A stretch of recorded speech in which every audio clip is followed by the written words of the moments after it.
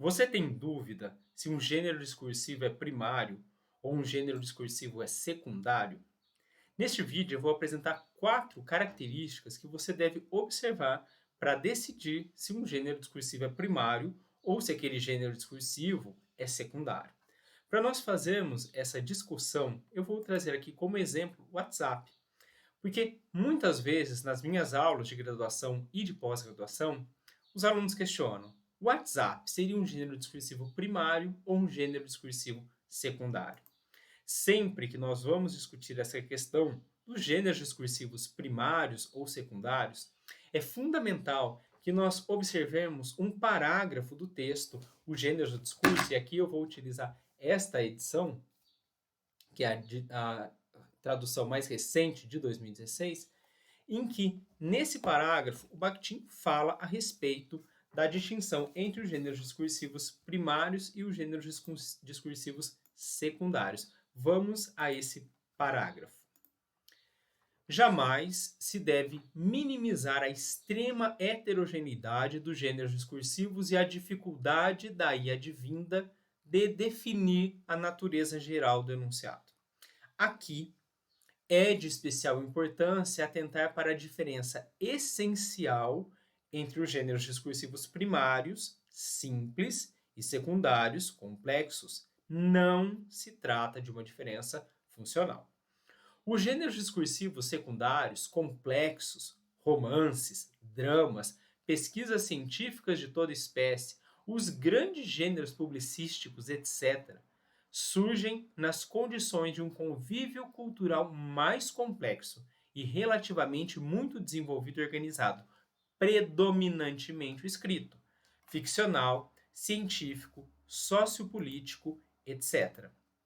No processo de sua formação, eles incorporam e reelaboram diversos gêneros primários simples, que se formaram nas condições da comunicação discursiva imediata.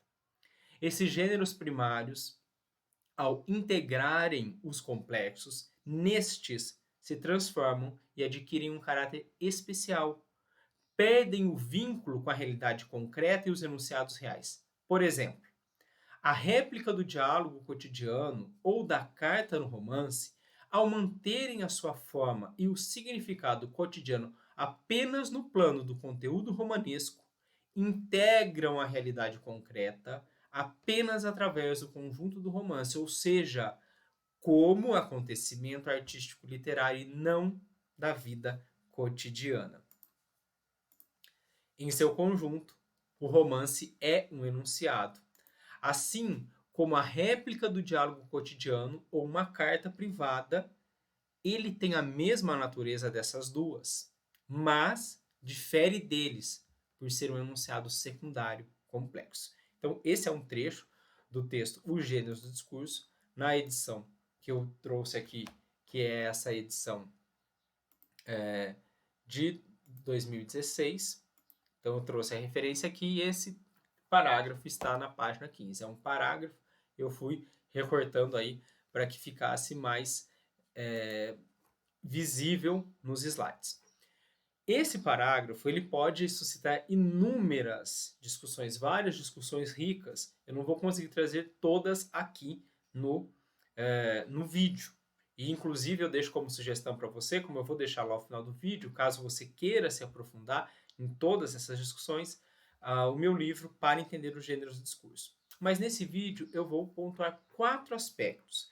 4 aspectos que, se você observar quando você quer fazer a distinção entre gêneros primários e secundários, certamente você já vai estar à frente de pelo menos 90, 95% das pessoas que querem discutir gêneros discursivos primários e secundários e que não consideram esses 4 aspectos. Que 4 aspectos são esses? As diferenças, as distinções entre gêneros orais e gêneros escritos. A questão da formação do gênero na comunicação discursiva imediata, ou se o gênero é formado nas condições de um convívio cultural mais complexo, e também o fato de observar se aquele gênero é um do tipo de gêneros que englobam outros gêneros. Será que o gênero que eu estou observando ele engloba outros gêneros? Então, nós vamos olhar com cuidado cada um desses aspectos. Vamos começar pela questão dos gêneros orais versus gêneros escritos. Eu já discuti essa questão lá no primeiro vídeo do canal, em que eu faço a distinção entre gêneros discursivos primários e secundários, diferenças que ninguém te conta. Então, se você quiser se aprofundar especificamente sobre essa questão das distinções entre gêneros orais e escritos, quando eu estou pensando nos gêneros primários e secundários, também recomendo que você assista esse vídeo. Mas, de todo modo, vamos pensar aqui conosco essa questão. Será que a distinção entre gêneros orais e gêneros escritos ela é suficiente para que nós possamos decidir se um gênero discursivo ele é primário ou secundário? E aqui eu já explico. Não há como diferenciar os gêneros primários e secundários com base na distinção entre oralidade e escrita. Se você retomar o vídeo e ver o parágrafo, você vai ver que o Bakhtin fala que os gêneros secundários são predominantemente escritos, mas não exclusivamente escritos. Então, os gêneros secundários, sim, em geral, eles são escritos. Os gêneros primários tendem a ser orais. Então, essa é uma distinção para eu observar, mas ela não é uma distinção suficiente, porque eu posso encontrar um gênero que seja escrito e seja primário. E o Bakhtin, nesse mesmo parágrafo, ele exemplifica isso. Quando ele diz que a carta pessoal, ou seja, um gênero escrito, é um gênero primário. Desse modo, eu não posso pautar a distinção entre gêneros primários e secundários pela distinção entre gêneros orais e escritos. Embora haja sim uma tendência que os gêneros escritos sejam secundários e que os gêneros orais sejam primários, e eu devo observar essa tendência quando eu estou observando um gênero para imaginar se ele é primário ou secundário, não se trata de uma distinção suficiente. Ela pode me indicar caminhos, mas ela não é suficiente. Mas, se você está aí escrevendo o seu trabalho de conclusão de curso, a sua pesquisa de mestrado, a sua tese de doutorado, o seu projeto de pesquisa, é claro que eu acho importante você pontuar sim que você está observando se aquele gênero que você está discutindo se é primário ou secundário, se ele é da escrita ou se ele é da oralidade. Mas, se a distinção entre oralidade e escrita não é suficiente, quais serão os outros critérios? Quais serão os outros aspectos que nós vamos precisar observar? Vamos, então, observar mais um aspecto, que é a questão de um gênero se formar nas condições da comunicação discursiva imediata. Ou seja, o Bakhtin vai dizer que os gêneros discursivos orais, em geral, eles são mais dependentes do contexto, mais dependentes do tempo e do espaço. Por quê? Um diálogo real, eu preciso, num diálogo, no mundo real, no mundo físico, eu preciso estar junto com o meu interlocutor, eu preciso estar junto com aquela pessoa com a qual eu vou conversar. Então, se eu combinei com ela de que nós vamos nos encontrar em um restaurante, naquele lugar do espaço, nós precisamos ir ao mesmo restaurante. Se nós formos a restaurantes diversos, nós não vamos conseguir nos encontrar e conversar. Se nós formos em tempos diferentes, eu for ao meio-dia e meu interlocutor for a 1, nós também não vamos conseguir conversar. Ou seja, não haverá realização do diálogo, esse gênero do cotidiano, que é um gênero primário, porque ele está muito fortemente vinculado a essa comunicação discursiva imediata, a esse tempo e espaço de sua realização. A carta, embora escrita, ela também está vinculada ao tempo e espaço, porque é uma carta privada, então nós precisamos nos remeter lá às cartas como eram antigamente, que eu tinha um interlocutor que mandava aquela carta de um determinado lugar do espaço e do tempo, e que aquela carta precisava chegar em outro lugar e alcançar aquela outra pessoa num tempo correto, ou seja, estava muito vinculado ao tempo e espaço. E aqui, se nós estamos pensando no WhatsApp, e nós pensarmos lá na primeira distinção, oral e escrito, já nós temos algo mais complexo, porque o WhatsApp ele integra oralidade escrita. Eu posso enviar uma mensagem por escrito, eu posso enviar uma mensagem por áudio, ou seja, a distinção entre oralidade e escrita não é suficiente para eu distinguir e dizer se o WhatsApp é primário ou secundário. Quando eu penso aqui na vinculação com a realidade concreta, com essa comunicação discursiva imediata, nós temos também um novo problema. Por quê? A carta pessoal, o diálogo no mundo real, no mundo físico, eu preciso estar junto com a pessoa. E no WhatsApp, será que eu preciso? Algumas pessoas vão dizer que, ok, tudo bem, as pessoas estão separadas no espaço, assim como o telefone permite isso, mas estão vinculadas no tempo.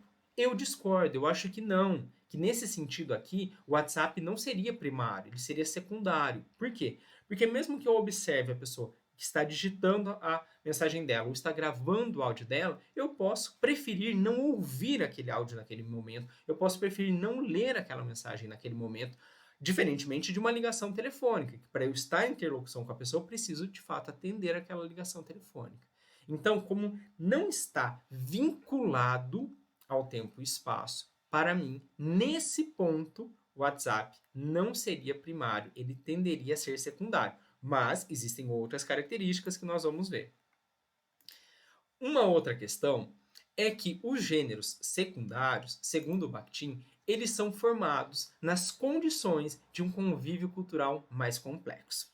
Pensa, uma carta pessoal, eu vou lá e escrevo. Posso rascunhar, repensar? Posso. Mas não é algo que eu vou ter que ler milhares de teses, artigos, textos para elaborar. Uma conversa informal do mesmo modo. Eu vou lá, vou sentar e vou conversar com a pessoa.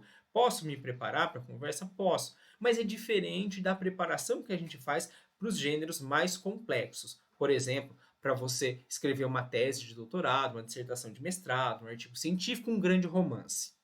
Bom, o Bakhtin vai dizer que os gêneros discursivos secundários complexos, eles são mais elaborados nesse sentido. Eu preciso pensar mais, ler mais, refletir mais para elaborar.